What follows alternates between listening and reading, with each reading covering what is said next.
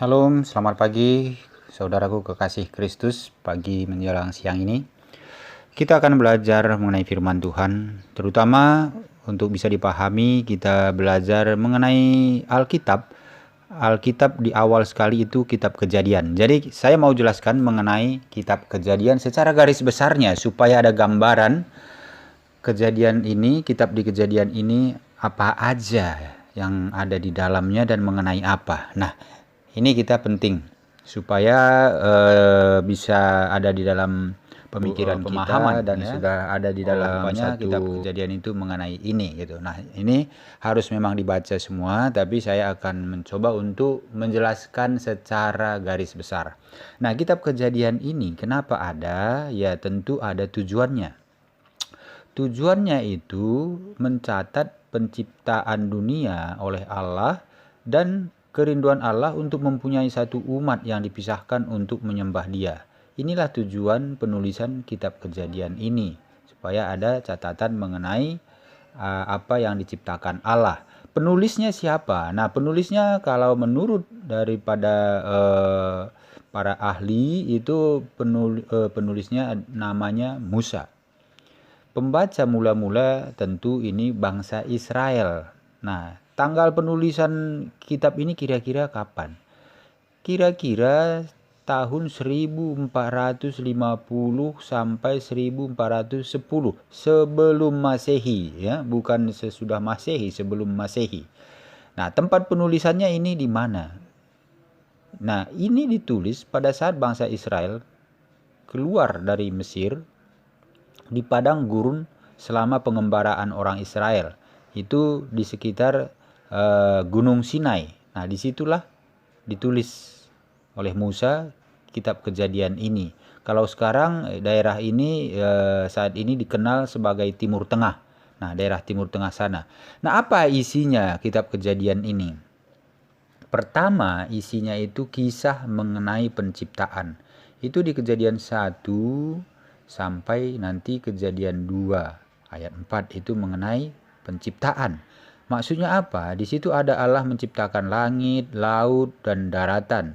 Dia menciptakan tumbuh-tumbuhan, binatang-binatang, ikan-ikan, dan burung-burung. Tetapi ia menciptakan manusia juga, ya menurut gambarnya sendiri. Jadi menurut gambar Allah kita manusia diciptakan. Nah, kadang-kadang orang lain mungkin memperlakukan kita dengan tidak hormat, ya. Namun kita dapat yakin tentang martabat kita dan bagaimana kita berharganya karena kita diciptakan menurut gambar Allah. Ini mengenai kisah penciptaan ini yang ada di kitab Kejadian. Terus kedua, selain dari mengenai penciptaan juga di Kejadian itu diceritakan mengenai kisah manusia pertama, kisah mengenai Adam. Itu nanti saudara bisa lihat mulai dari Kejadian 2 sampai dengan Kejadian 5. Nah, kisah mengenai Adam ini di situ ada Adam dan Hawa dan juga keturunannya namanya Kain dan Habel serta keturunan-keturunan Adam yang lainnya. Nah, jadi ketika Adam dan Hawa diciptakan oleh Allah, mereka tidak berdosa awalnya. Namun, mereka menjadi berdosa ketika mereka tidak menaati Allah, ya, tidak taat kepada Allah dan makan buah pohon terlarang yang dilarang oleh Allah. Nah, melalui kisah Adam dan Hawa ini, kita bisa belajar mengenai kuasa dosa yang menghancurkan dan akibatnya yang pahit sampai sekarang ini. Nah, ini di dalam kitab Kejadian nanti mengenai kisah Adam. Nah, selain dari kisah Adam, ada tadi kisah keturunannya, yaitu salah satunya kisah mengenai Nuh. Kisah mengenai Nuh ini di kitab Kejadian nanti saudara bisa lihat mulai dari Kejadian 6 sampai Kejadian 11. Apa yang terjadi di dalam zamannya Nuh? Yaitu ada air bah yang menghanyutkan atau melenyapkan dunia. Terus kedua, setelah air bah itu mulailah kehidupan baru. Artinya mulai lagi dari turunan Nuh ini mengisi kembali penduduk bumi ini. Terus dari keturunan Nuh ini juga nanti ada juga pemberontakan kepada Allah dengan mendirikannya menara Babel oleh keturunan Nuh. Nah, di sini di kisah Nuh ini diceritakan Nuh diselamatkan dari kebinasaan oleh air bah karena ia menaati Allah dan membangun bahtera sesuai perintah Allah. Nah, sama seperti Allah melindungi Nuh, ya, dan keluarganya, sekarang ini dia tetap melindungi orang-orang yang setia kepadanya saat ini pun. Nah, inilah mengenai kitab Kejadian sampai kepada Nuh. Dan dilanjutkan juga di dalam kitab Kejadian ini kisah mengenai Abraham. Nah, di kitab Kejadian nanti bisa saudara lihat mulai dari Kejadian 12 sampai Kejadian 25. Nah, di sini mengenai kisah Abraham ini apa yang isinya itu pertama mengenai Allah menjanjikan sebuah bangsa kepada Abraham. Allah nanti kalau saudara baca akan dijanjikan Allah kepada Abraham keturunan yang banyak. Nah, terus diceritakan mengenai Abraham dan Lot. Juga diceritakan nanti mengenai Allah menjanjikan seorang anak kepada Abraham. Ya, terus juga mengenai Sodom dan Gomora yang dihancurkan Allah. Juga mengenai kelahiran dan nyaris Ishak dikurbankan ya. Waktu itu Abraham Allah meminta Abraham untuk mengorbankan anaknya tunggal yaitu Ishak. Nah, itu juga diceritakan. Dan setelah itu juga diceritakan di sini nanti mengenai Ishak dan Ribka. Juga diceritakan saat Abraham meninggal. Nah, di sini Abraham diminta meninggalkan negerinya pada Kejadian 12 ini nanti mengembara di Kanaan menunggu selama bertahun-tahun dan akan akhirnya dan nanti akan lahir seorang anak dari Abraham dan kemudian mempersembahkan anak itu sebagai kurban bakaran. Nah, melalui masa ujian yang berat ini Abraham tetap setia kepada Allah dengan perintah Allah itu dia tetap setia. Nah, ini dari sini kita bisa ambil pelajaran dari teladannya itu mengajar kita tentang arti menjalani hidup yang beriman seperti Abraham ini. Nah, kitab Kejadian ini juga selain mengenai kisah Abraham, dia juga menceritakan mengenai kisah Ishak. Ishak ini siapa? Anaknya Abraham. Jadi di kisah Ishak ini nanti saudara bisa lihat di Kejadian 25 sampai Kejadian 28, yaitu anaknya Ishak mengenai Esau dan Yakub, dan juga mengenai Ishak dan Abimelek, mengenai Yakub mendapatkan berkat dari Ishak. Nah, ini yang akan diceritakan di dalam Kejadian 25 sampai 28 itu mengenai Ishak. Nah, Ishak tidak menuntut keinginannya sendiri. Di situ nanti diceritakan dia tidak menolak ketika ia akan dikurbankan oleh Abraham, dan dengan senang hati ia menerima istri yang dipilih baginya oleh orang lain seperti Ishak. Nah, kita dapat pelajaran, kita harus belajar menempatkan kehendak Allah di atas kehendak kita sendiri. Inilah yang akan kita dapat dari membaca firman di Kejadian mengenai Ishak ini tadi. Selain itu ya, di Kejadian ini juga akan diceritakan mengenai kisah Yakub. Ini anaknya Ishak. Itu nanti di Kejadian 28 sampai Kejadian 36. Apa isinya? Yaitu Yakub memulai sebuah keluarga. Terus Yakub pulang. Nah, Yakub tidak di sini juga kita bisa lihat nanti diceritakan mengenai Yakub tidak mudah menyerah. Dengan setia ia melayani Laban selama 14 tahun ya lebih. Nah, Laban ini pamannya ya. Nah, belakangan baru dia bergumul dengan Allah. Nah, walaupun Yakub membuat banyak kesalahan, tetapi kerja kerasnya itu mengajar kita tentang menjalani hidup pelayanan untuk Tuhan kita. Jadi kita bisa ada pelajaran dari kisah Yakub ini. Nah, selain itu kitab Kejadian yang terakhir diceritakan dalam kitab Kejadian itu mengenai kisah Yusuf. Itu nanti di Kejadian 37 sampai Kejadian 50. Apa yang diceritakan di situ? Itu mengenai Yusuf dijual sebagai budak.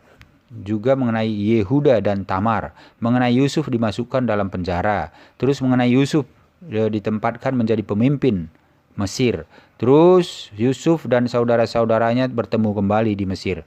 Terus mengenai keluarga Yakub pindah ke Mesir. Terus terakhir mengenai Yakub dan Yusuf meninggal dunia di Mesir. Nah, jadi dari sini kita lihat nanti di situ ada Yusuf dijual sebagai budak oleh saudara-saudaranya dan diperlakukan secara tidak adil dengan dimasukkan ke penjara oleh tuannya.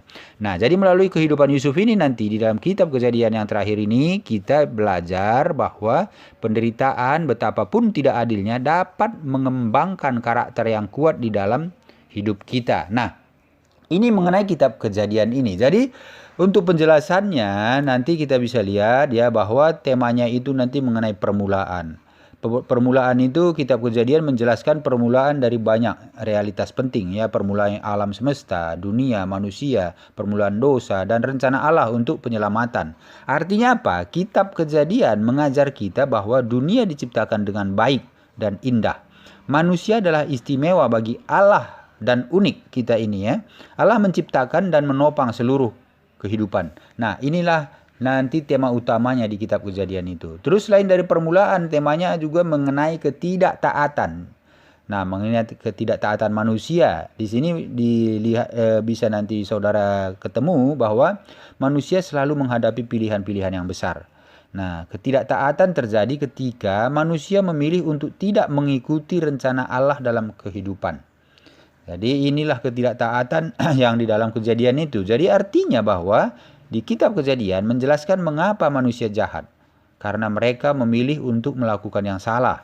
Bahkan nanti bisa dilihat pahlawan-pahlawan Alkitab yang terkenal meninggalkan Allah dan tidak taat juga.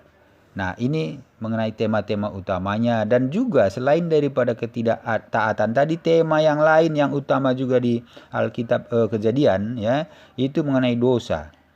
Ya, dosa menghancurkan kehidupan manusia. Hal ini terjadi ketika kita tidak menaati Allah. Jadi artinya di sini hidup menurut cara Allah membuat hidup menjadi produktif dan memuaskan. Itu maksudnya. Jadi kalau kita hidup tidak menurut cara Allah, maka tidak akan produktif dan tidak memuaskan. Di kitab Kejadian juga ada temanya mengenai janji-janji. Jadi janji-janji Allah. Allah membuat janji-janji untuk menolong dan melindungi manusia. Nah, janji semacam ini disebut perjanjian.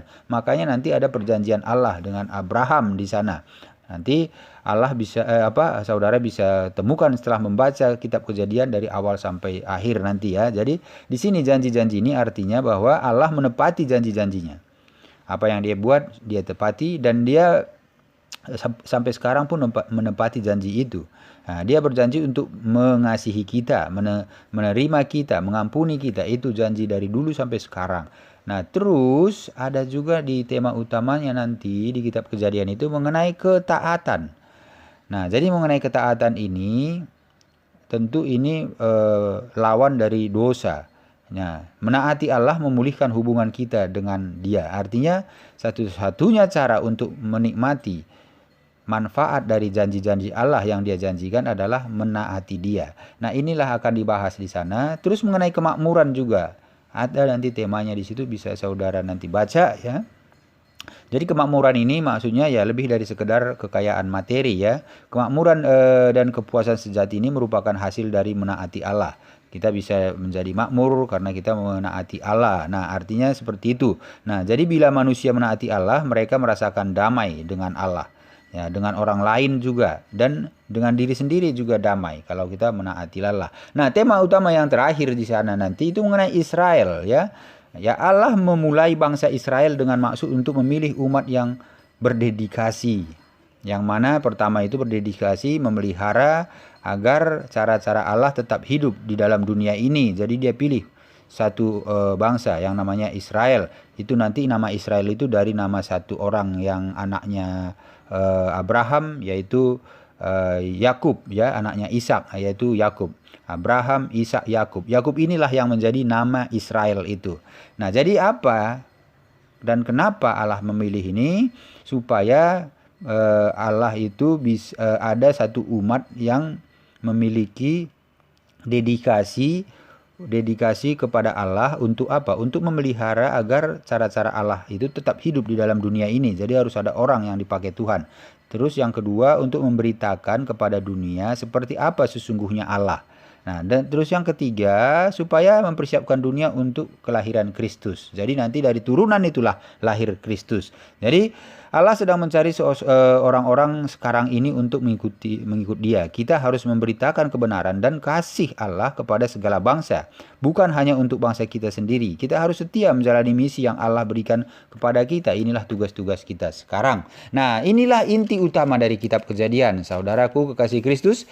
Jadi begitu nanti dibaca dari Kejadian 1 sampai Kejadian 50. Jadi saudara bisa tahu, oh inti-inti utamanya seperti itu. Oh permulaan seperti ini. Oh kisah timbulnya iman itu seperti ini. Abraham seperti ini. Oh Ishak seperti ini. Yakub seperti ini. Oh rupanya ini isi kitab Kejadian. Nah itu nanti yang akan saudara pahami. Nah demikian yang untuk kitab Kejadian ini garis besarnya. Nanti setelah saudara baca semua bisa direnungkan lagi garis-garis besar dan tema-temanya ini. Tuhan Yesus memberkati, biar nama Tuhan dimuliakan, Roh Kudus terus menuntun saudara dalam memahami firman. Terpuji nama Tuhan, haleluya, amin.